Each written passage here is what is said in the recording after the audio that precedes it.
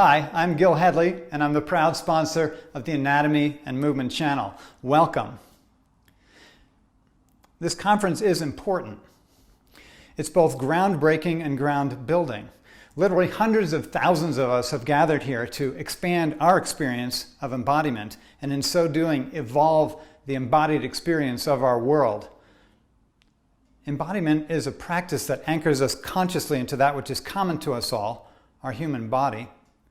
Regardless of our differences, and we have them, we all live out our lives in a body, and we're all connected by that shared experience. I've been developing integral anatomy for the past 25 years. I believe the human body is not a problem to be solved, but rather a gift to be received and explored.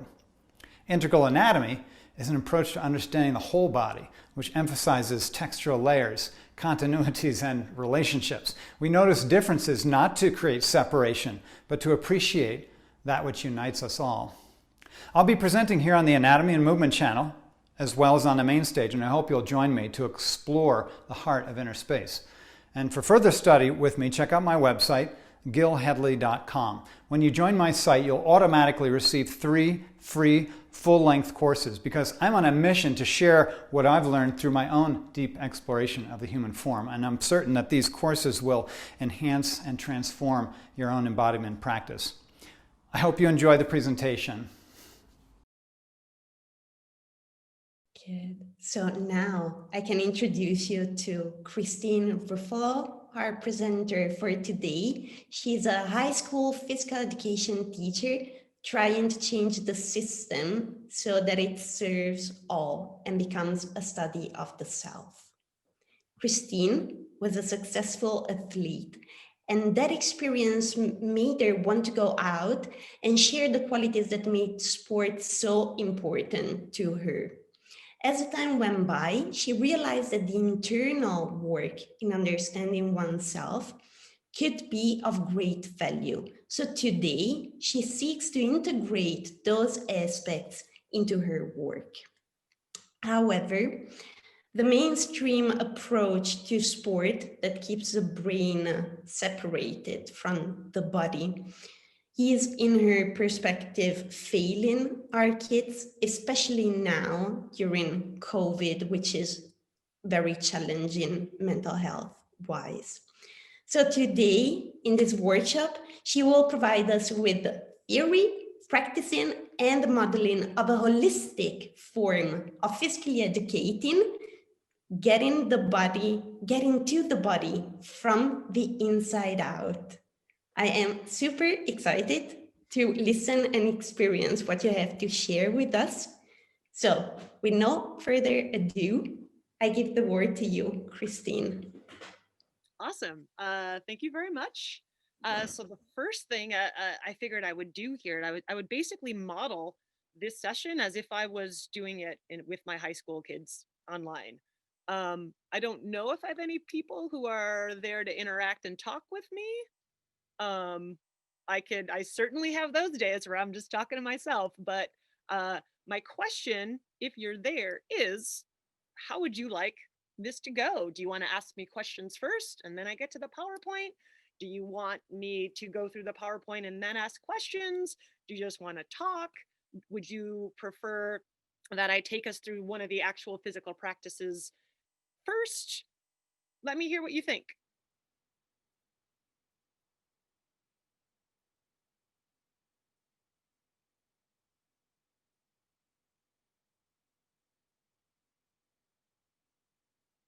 I have no trouble wading through these pauses 4 times a week.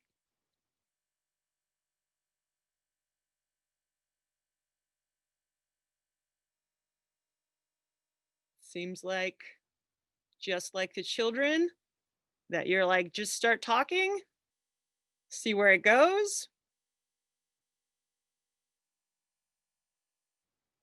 Then I guess we'll do that. Okay, well, let's fire up the PowerPoint then.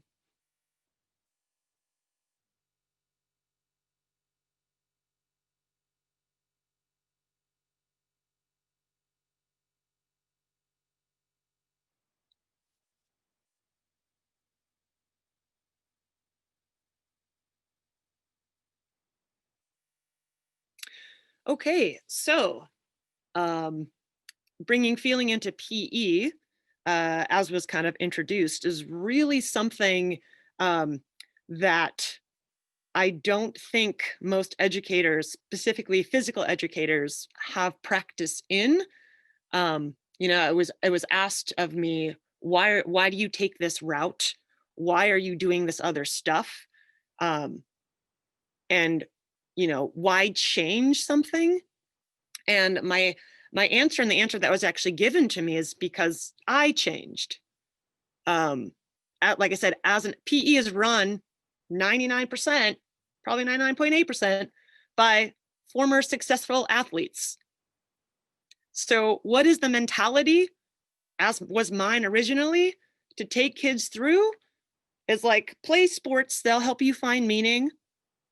And they'll give you all magically give you all the quality character traits that you need in this life, and you'll be able to respect it and you'll learn from it, et cetera, et cetera. But that's where it ends, that the sport and the game is enough. And as I came through the other side of that, being the athlete, being the one that excelled, then having the athletic identity, and then being injured and no longer being able to play sports, then you are lost.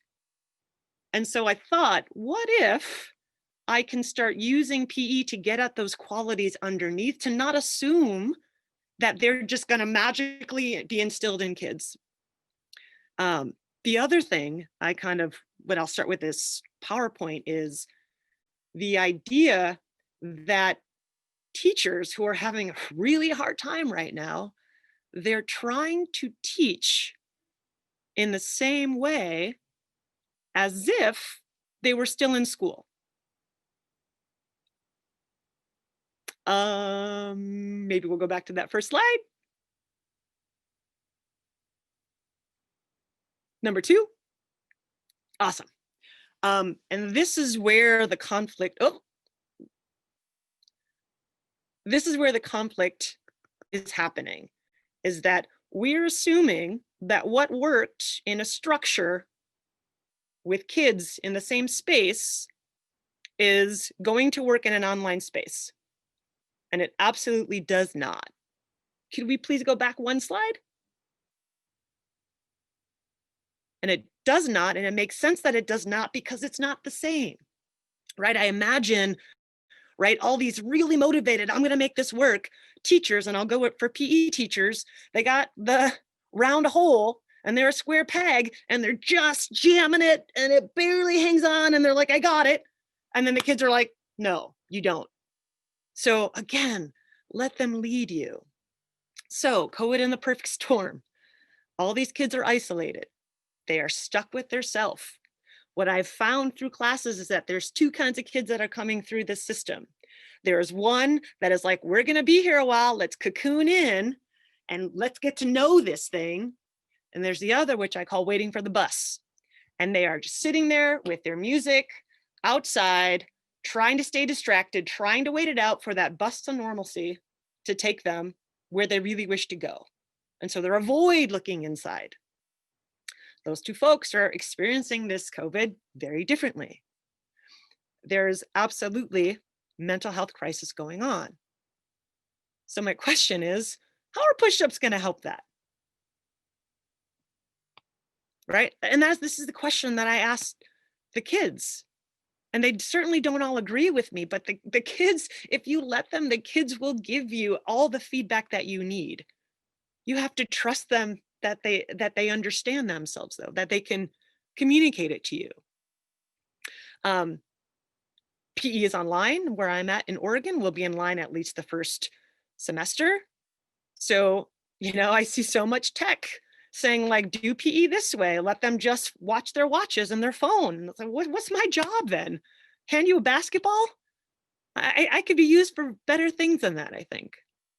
This brings me to business as usual versus change the business. Now is the time to change the business. All the stuff you assume that they got through the game, it's try to tease it out. Can you apply it in different ways? Are we going to ignore the conditions, or are we going to pay attention to them? Just because we had so many in service, and I was so furious at one, and they were trying to tell us how to care for kids. And I literally, as this was going on, and I can feel how the kids feel, I got so upset.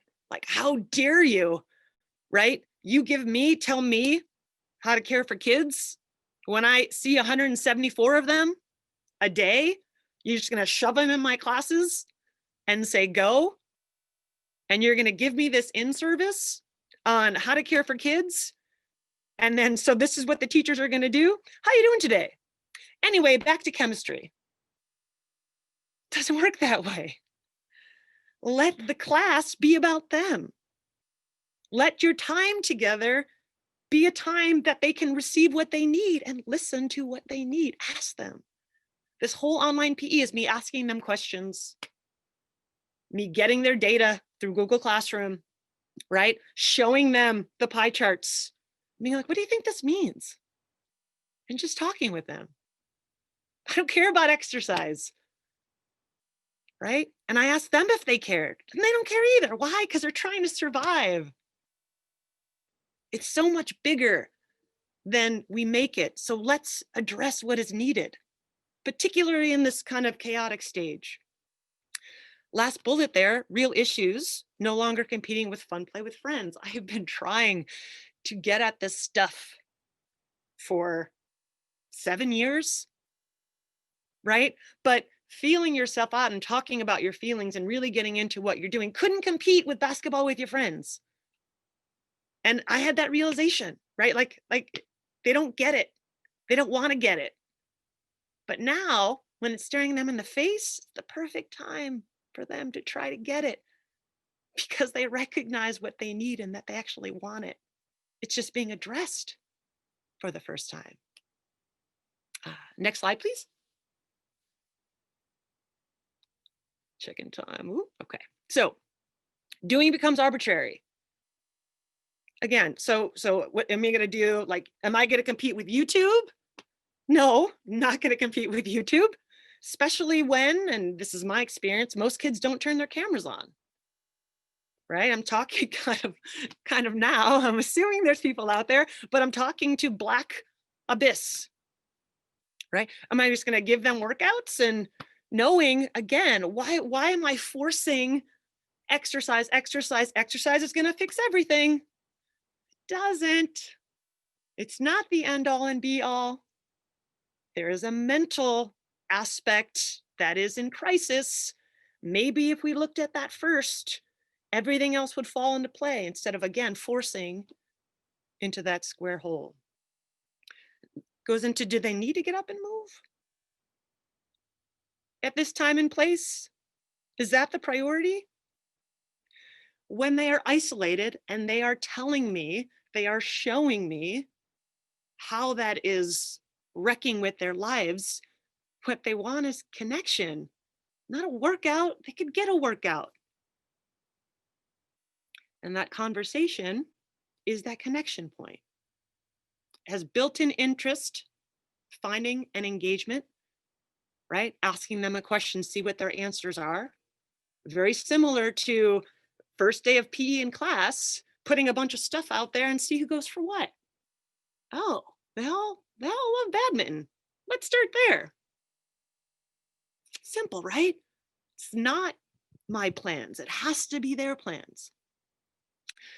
This idea that exercise with me, right? I'm going to connect with you only if you exercise with me. No, because you leave all those kids who are hurting behind. Exercise with me values the exercise more than the people. Maybe we could just be with.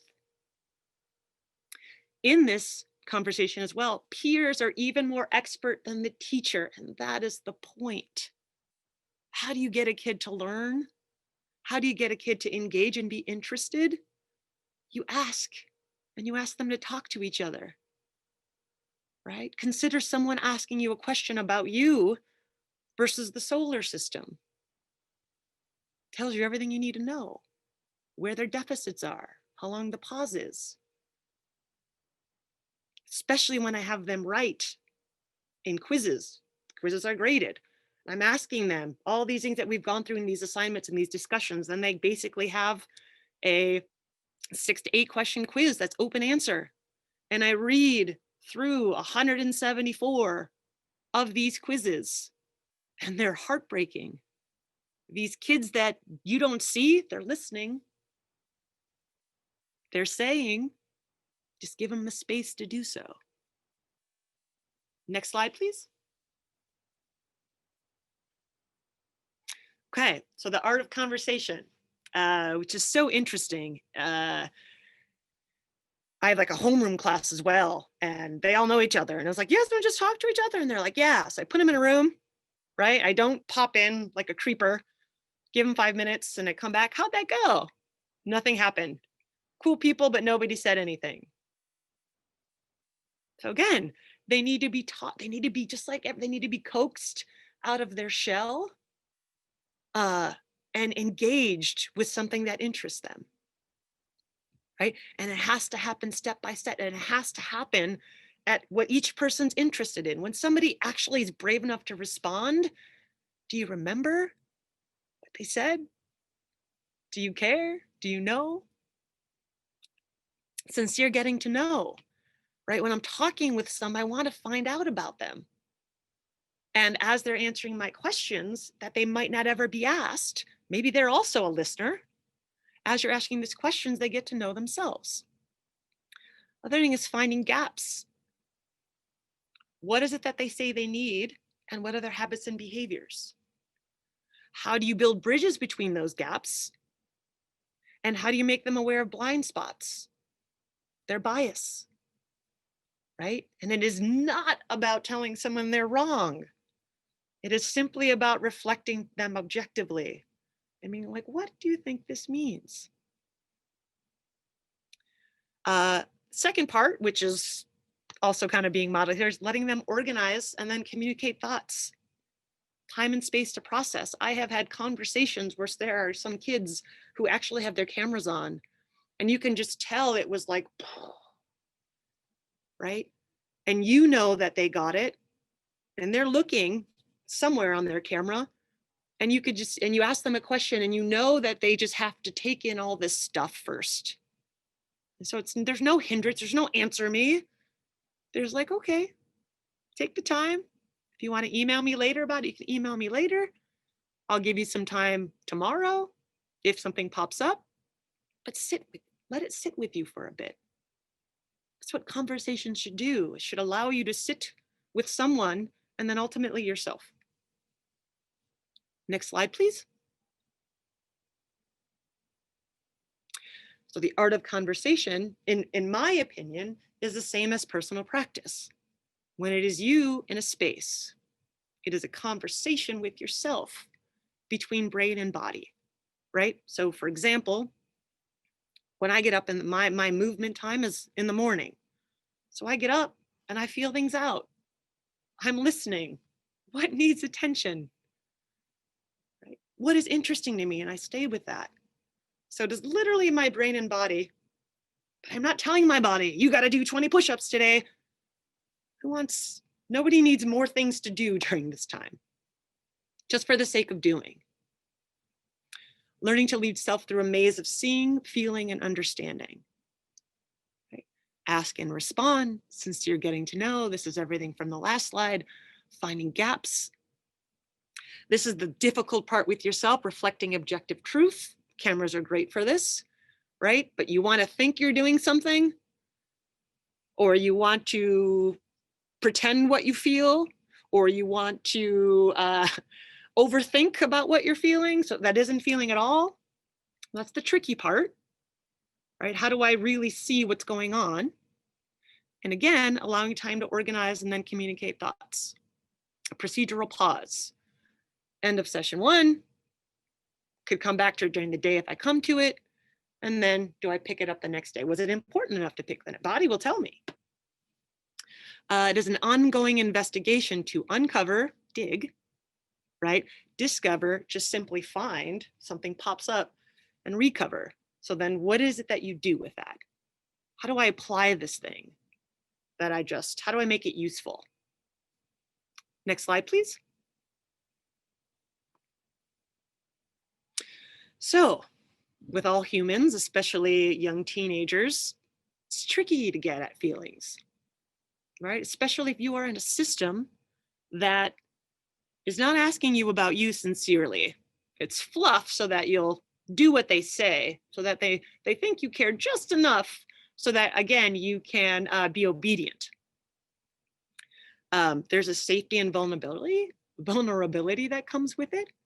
And like, again, like the two folks, the cocooners and the bus waiters, like there are folks that will resist and fight. And you don't go at resist and fight with resist and fight back. You don't shout, right? You let them be. Then you simply keep asking gentler and gentler questions. It might take 27 questions, but one of those will get them to take another look. And maybe those brief glances every day, 4 times a week, will get them to linger there a little bit longer. So again, how do we make them feel safe saying what is real instead of barking out what they want you to say? How do you get them to disagree with you?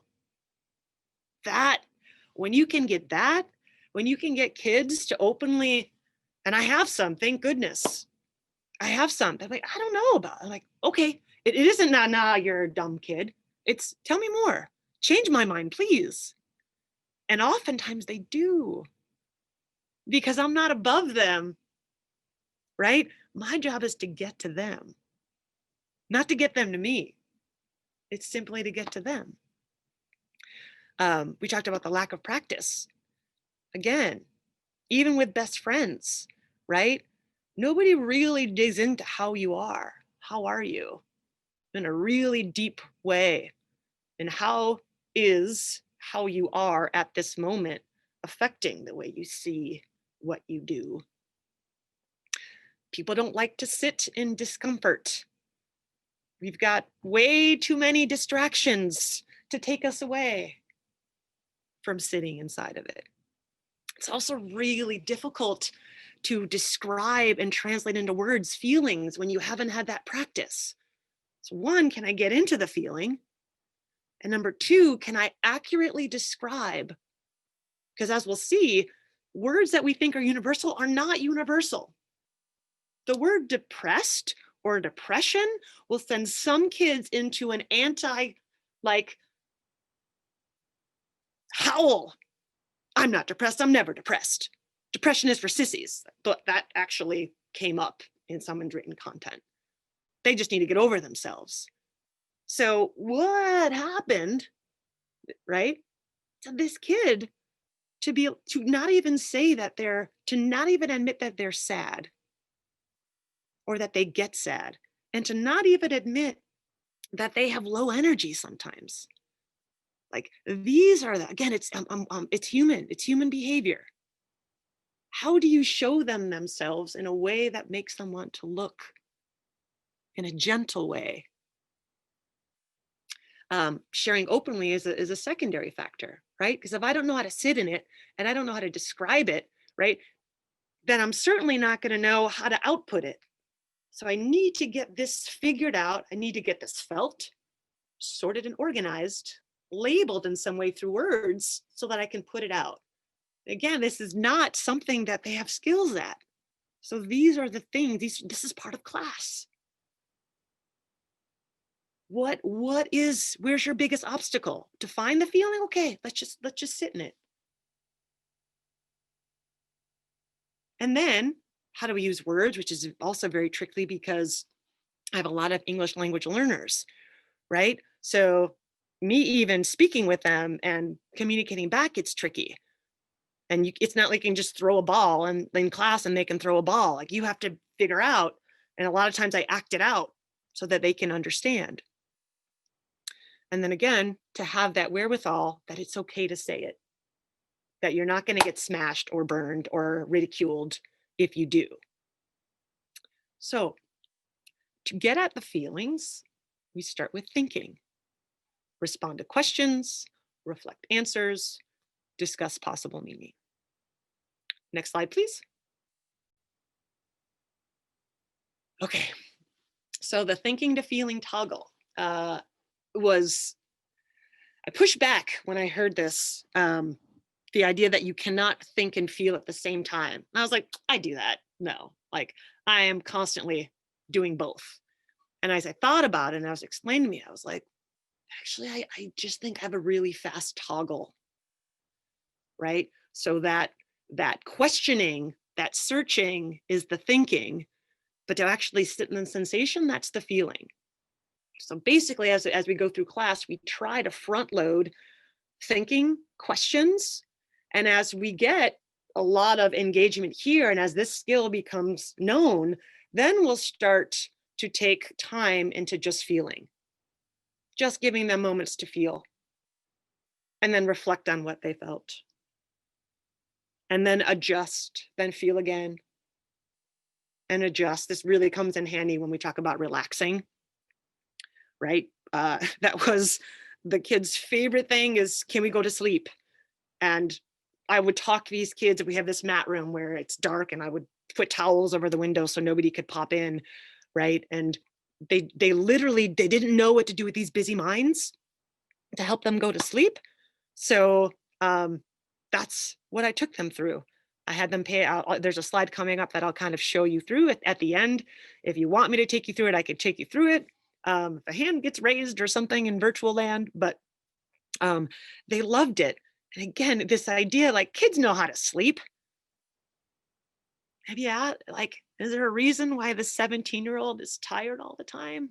Or half the class is tired all the time? Do you ignore that thing or do you address it? I simply choose to address it. Next slide, please. Okay, so conceptual versus actual feeling. These words that I thought were universal understanding have been shown to me to be not universal. Again, sadness, as an example, to one person could mean complete different to another. It's like rain in the Pacific Northwest. There's 13 words for rain, whereas in the Midwest, it's showering or it's raining. Okay. The word lazy is a trigger word for, and I literally asked this question that on one of the assignments, and the question was, lazy is the worst thing you can possibly be, or lazy is a mechanism required for survival, right? 70% of the kids said it's required for survival. I saw that 30%. It's the worst you can be. So in this stressful, in this chaotic environment where there's hardly any structure, they're still going to get their workouts in. And it's funny because we would go through these scenarios in our discussions, and I talked. We had fires out here in Oregon, and you know, and I created this scenario like this person that jogs every day, when it was hazardous to be outside, would still make their jog with their mask on. You still see them the same time in the same space. I said, you're probably there's two ways you're gonna look at this person. One, with a lot of admiration about, gosh, how disciplined, and I wish I had that. I'm just sitting here eating cereal. And the other is, are they crazy? Do they know that there's like hazards everywhere? And the vast majority of our young people are, it's not worth the risk. That run is not worth your life and your health. That's the generation gap. I think there's a Q&A, and I don't know if okay. So I'm going to, is that, I think, okay, I could get to this Q&A? Perfect. If you want, whenever. Yeah, I appreciate it. I would love to talk with people. I'm just on this monologue because I'm assuming, but now that I see this, so if I could rename my class, what would I call it now? I call it Games in Practice. And it really covers the gamut. Even in this situation, if I had to rename it at this moment, I would probably look at mental health to get to physical health, or mental health influence on physical health, something like that. But again, if you have that title or basketball, you're going to lose out on students. But games in practice has been the name I've given it. And as you'll see, it still fits, because you are even now you are sitting and you are practicing how to feel and think and check your bias and all this stuff that's happening. When your class is practicing these skills, are you highlighting all the layers of what's being practiced in any? I cannot highlight all the layers because they are not ready to receive them. Like, I would love to be like, look at all the 27 things that are happening. And right, this kid's like, wait, is my foot, they want to be like, is my foot right? They want to know, is this right? And my simple, how does it feel? Right? What's doing the work? That tends to be where I start. That's that, like, okay, I have to answer this question. I'm not your answerer, right? And there are certain kids who are like, no, just tell me. I'd be like, I think you're fine. And then they could relax. Same thing with adults that I train.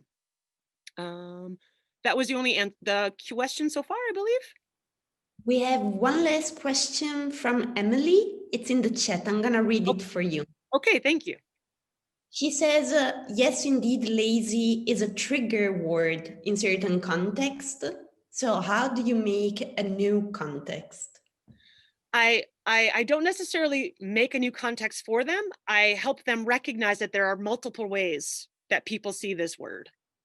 So all I do is, again, my job is not to dictate right and wrong, good and bad. That's not my job. They need to be the ultimate deciders of that. And this is what I think teaching is. No, I'm not going to make it. Do not follow me. Do not be me. Do not be like me. Be like you.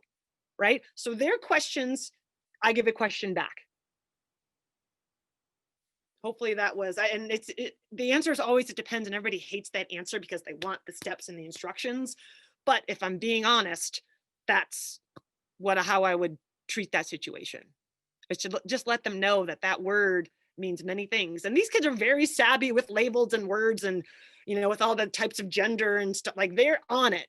So they get it. Anything else question-wise before I continue? And thank you, please. I guess I should just maybe keep the Q&A highlight on, because I can't see most, but yeah. If you want me to, whenever new questions are coming up, I can bring them to you. Awesome. Thank you. Don't mind me interrupting you. Okay. Can we do some exercise? Is this a question, or is this Yulia asking me, the tech person asking me? Can we do some exercise? We can do anything you want to do. That PowerPoint, like, this is your session. So I think that is let's see what this is like. Maybe. Yeah, I'll do it for you, Yulia. Let's do it.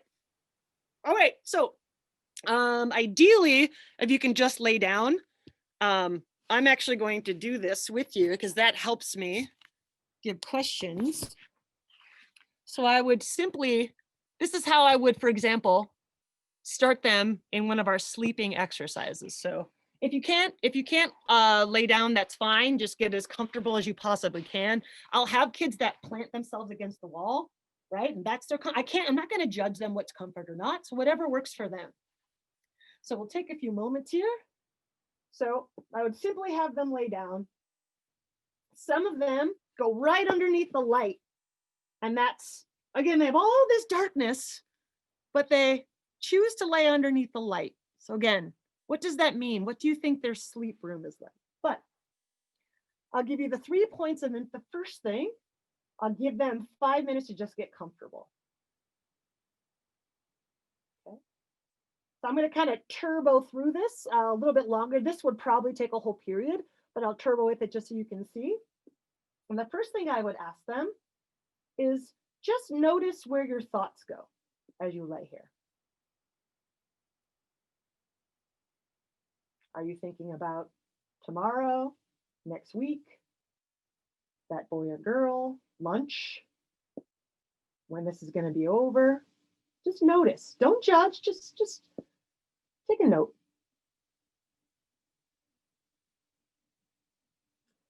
Typically, I work with kids who have really busy minds and they don't know how to go inside yet. So the second thing I will do is we'd be in the same room together. So I'd be able to pick out something external that they can look at. And basically, I would use, try to find a dot in the ceiling. And just kind of put your focus there. Try to put all that busy mind into getting every detail of that ceiling light. Or typically there'll be like the hum of the furnace. Or just lock into that furnace hum. So now they have a sensational point and sensational anchor, either auditory or visual, whichever one they prefer. Second question, after where your thoughts go, I would ask them to notice where their weight is. So what parts of your body are pushed into the ground?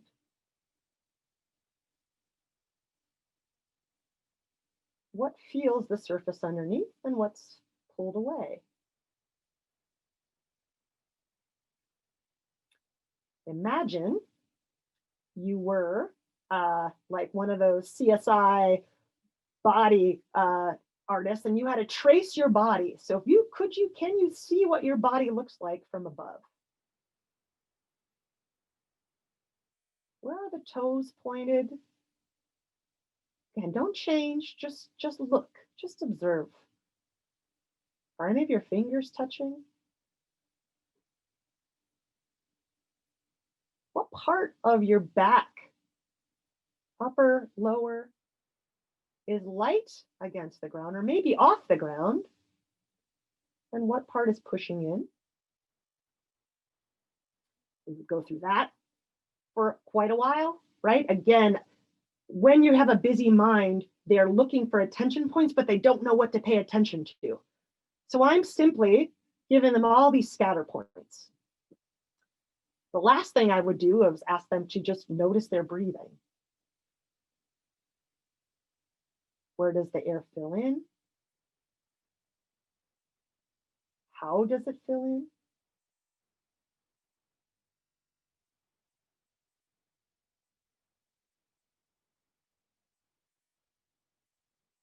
If you took a deeper, slower breath, does that change anything?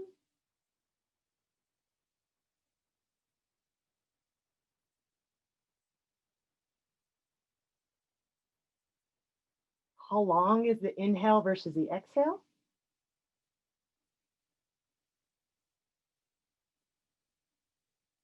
What if you tried to make the exhale last as long as possible?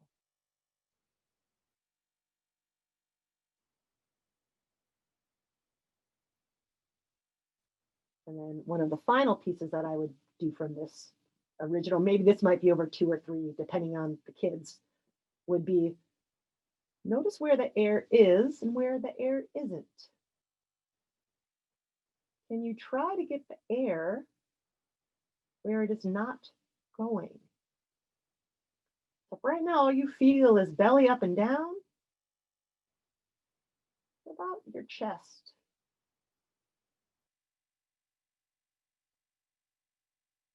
What about your back? Can you breathe into your back?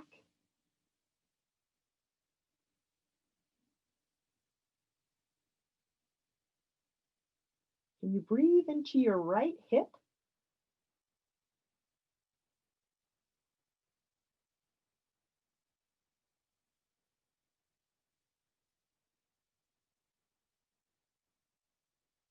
So hopefully that was kind of enough of an example. But that would be, that sequence would be how I would translate that to kids. Thank you. You're welcome. And actually, we got another question, meanwhile, from Ivona that that PE at the school where her daughter goes is very intense and probably not the right approach for all of the kids, and the word is going out that PE is the worst class you can take. So then she says she feels you have a very good understanding of how to communicate with kids, and she wonders how they can change. How PE culture can change? Maybe that Una, you can answer in the chat. Yes, she says yes. Okay, so that's really, really big. And I actually get this a lot. The big thing about PE, why I have so much freedom and why over the last 10 years I could develop, this didn't happen overnight, but I could develop this, is in fact because of what you just said. Nobody cares about PE. Nobody is saying cross your T's, and because nobody cares about it, I get as much freedom to do whatever and fail, succeed. But all I did was like pick up pieces this whole time. Right now, I cannot take it upon myself to change PE culture worldwide. The only thing that I am able and willing and ready to do is serve my students in my classroom. I let them teach me the way to get to them. And my hope is eventually, once, and I never want to stop. I never want to be like, I've got it here, because it's always changing, because the kids you get are always changing. It's always evolving. But I would eventually, once I have this system systematized and like been able to lay out, because right now I understand, and it's been a fault that's been tossed to me, is that this lives and dies with you. And I don't have any apologies for that, because I've been trying for 10 years to get this right. Eventually, I will try to go to PE summits, and if anybody wants to have me, I'd be happy to talk with them. But I have to tell you, even within my own building, nobody cares. And I don't say that with like, woe is me. And I'm like, nobody, like, I'm excited. Nobody cares. Meaning I can send, when I have four freshman girls who are having a horrible day, and I can send them to a private space, which is basically illegal by school policy, but I know it's what these kids need. And these girls that were ready, I'll tell you this story, these girls that were ready to fight because of what another girl said, I said, well, what do you guys need? Like they're like, oh, I just need to punch something. And I was like, oh, okay, well, I have some clay. I have this big giant clay from the art room. Do you just wanna? And they're like, yeah. So I was like, okay, hang on. So, right, come with me. The kids we just enrolled. The kids in class are talking. I go get the clay. I was like, here, do what you need to do with it. And I tell this story because I come in, I set the class up, I go back outside, I set the class up, there's 50 kids, set them up. Okay, they know what they're doing. I come back in they're in the shower room. There's a curtain, there's like little private space. And this is what I saw those angry girls doing. They were petting the clay. And I simply looked at them and I was like, do you see what your nature is? Do you see that you are wholesome and kind and good, and you don't need to be that way? And these are the problem kids. They're problem kids because the only way they know how to get attention is making a fuss. But if you trust those kids, and I'm sure I've been burned somewhere, but 9.5 times out of 10, those kids are going to be like, wow, she let the troublemaker do what they needed to do. And I'll tell you what, those girls, if I ever needed anything, if there was another person in class, those girls would go right up to be like, listen, like they had this like little posse the whole time. So that's I guess what I mean about giving people what they need, whether it's against the rules or not. When you treat people, like capable people, they will show you and they will learn how to be capable people. So that was kind of drawn out. Oh yeah, you have to love, and I feel for the teachers. You have to love this gig to do it this long. I always say the only way I would ever leave is if they started telling me how to do stuff, because I would be like, I can't then, because what I figured out works. Right. But if they're like, they need to make 10 free throws, like, who cares about free throws? Like, this is you saying that this is important. Do you still play basketball at 54? Again, it's this idea like games and fun, and that they need this. What they need is the opportunity to learn independently and to give themselves what they need. Okay. Good. And then there's a lot of appreciation coming Oh, in. And okay. thank you. This is amazing. I wish we had more teachers like you. Oh gosh, I think it all started too for me, and this is why the website's post-competitive, is when I stopped playing rugby was the game at the end. I was so lost, and it was these kids every day that it took a while, but it was these kids every day and teaching them things that really pulled me out of it. And all I could think about in that hole that I was in was, gosh, I wish someone would have taught me, and I wish someone would have let me know there was an option, that there was more than just excel at this sport to be loved and accepted. Because if I knew that then, I wouldn't have waited till I was 30 to start listening to the heart, which is a billion times better than my brain. But you have to look at things as they come. I think we have like 8 minutes. Is that correct? I'm super good and fine to keep answering questions or flip to the PowerPoint, whatever you guys would like. So for the moment, we don't have any other question. Okay. Maybe if we can go back to the PowerPoint, maybe I'll try to like fast forward a bit and get to the piece I'm currently on, which is very exciting. So I'll let you know slide wise. Move this Q&A over.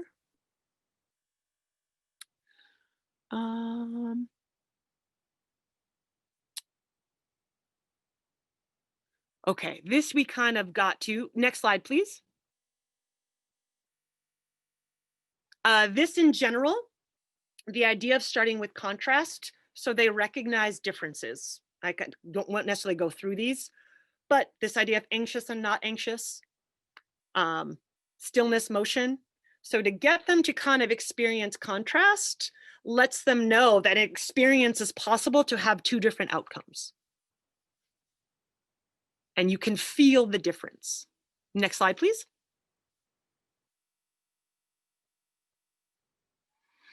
This we did it basically together. So next slide, please. Start with small is basically the gist of that. You don't want to go into this huge giant thing of anything, of any skill of basketball shooting or anything. Start small so they can really get the details of it. The judgment of actual. So this is, again, the here and now is where you want to be present, not after the run that you feel accomplished, not 20 pounds later, but can the attention, when the focus is finished, the act is finished, that's your sets and reps. How long can you pay attention? Pleasure. Am I enjoying what I'm doing while I'm doing it? Ease. Can I work on this anytime, anywhere? So those three are where I'm at. I saw that question about the glucose, and I would kind of say my response to that is that you cannot make people change who don't want to change. So if I look at the principles behind packaged food, what I would look for, and if I wanted to take that on, which I don't know if I should, I probably back in the day I might have, but I was like, not my deal. If I would actually give them a packaged food that is glucose friendly. Like if I wanted to do that, I would have to model it. But otherwise, right? Like my job isn't to change your mind. My job is to open you up to want to change yourself. Last slide here, love, acceptance, and understanding. This idea that, is it here? And if I love this body, who even though I think is 20 pounds overweight, will I act toward it so that the weight comes off easy? Or do I hate this body that is 20 pounds overweight and I assume that the love and acceptance is 20 pounds down? Because when I think the latter, it's always out of reach. It's 5 more pounds. It's 20 more push-ups. So again, trying to love this being as is and to observe it like you want to get to know it. And when you know it, change becomes easy. Next slide, please.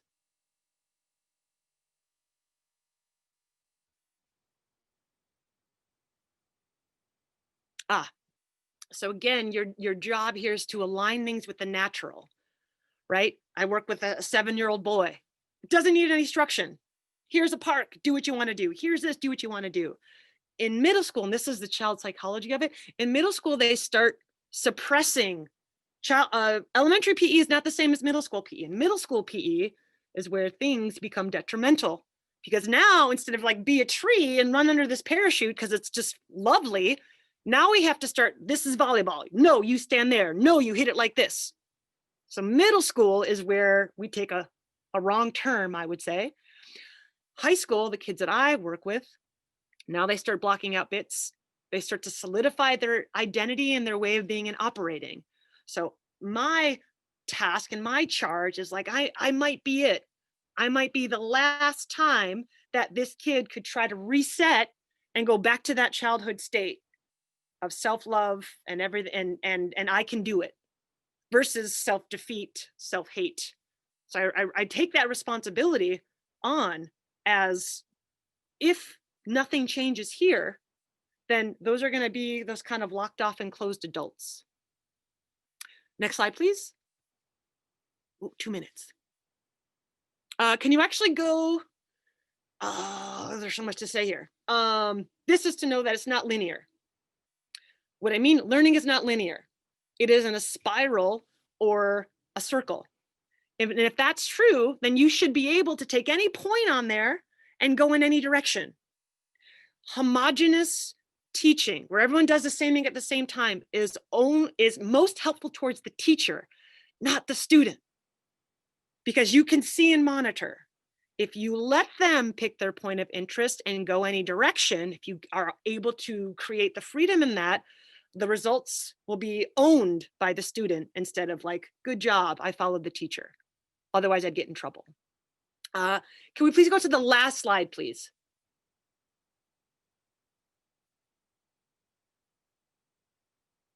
Okay, yeah, so I think I have like a minute.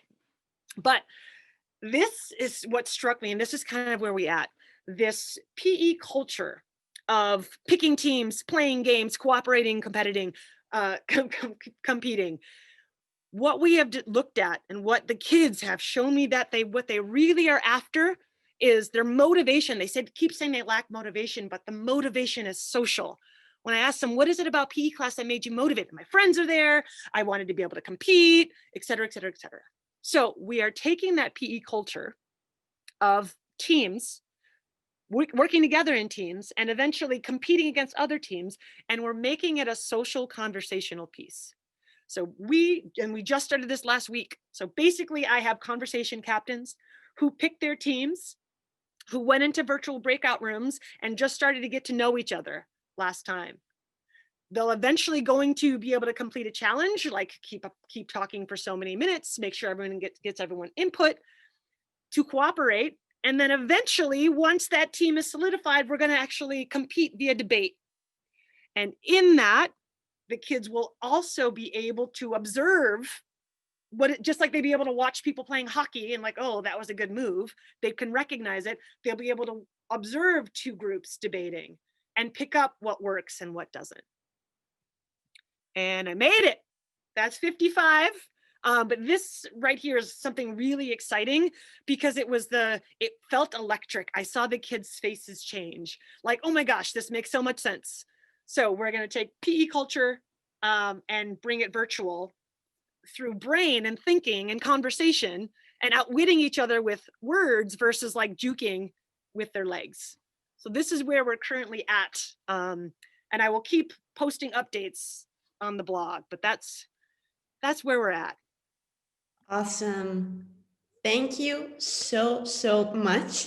I Thank feel you super inspired. Like, and you gave like so many like insights that really resonated with me and with everyone that was watching. And on top of that, so much to think about further. It's big. It's big. So yes. Since there was a lot of enthusiasm, can you tell us where we can find more about you and your work and stay in contact with you? Yeah. So I have my biggest group of people following is through Instagram. And that is my last name US. So RUFF as in Frank, OLOUS. So that's kind of my own daily stuff as a model of, how to just do your own practice, what you find interesting. Where I'm really writing about this PE stuff and specifically is at my personal blog, postcompetitiveinsight.com. That came from the competition breakdown. And there's also tons of excellent insight in a collaborative site that I have that is called thinkmovement.net. And that is basically, there's 45 other people similar to me, and they're all putting their ideas. So instead of being like, this is the best system and this is the best system, we are people forward and kind of give folks a chance to put their work out there in a supportive manner. So. All right, awesome. So we have a lot to check, definitely. For everyone that was here, if you want to keep the conversation going, please check out Christine's stuff and then meet each other in the coffee break rooms to keep the conversation going. And then I also would like to say, if you want to get this session for yourself to watch over and over again, which I am gonna do, you can upgrade and get the whole library of the conference. It's gonna give you access to all of the sessions, and there is so much goodness packed in these days, thanks to people like Christine that are coming to share with us. What I like, especially, is you're gonna get the audio only version. So like you can move around, take it with you, and then you're gonna have time to digest all of this thing awesomeness that are coming to us. Good. So that was it from me. Thank you so, so much, Christine. And before we say goodbye, can I ask you like the final thing, like if you get one thing out of this hour together, take this.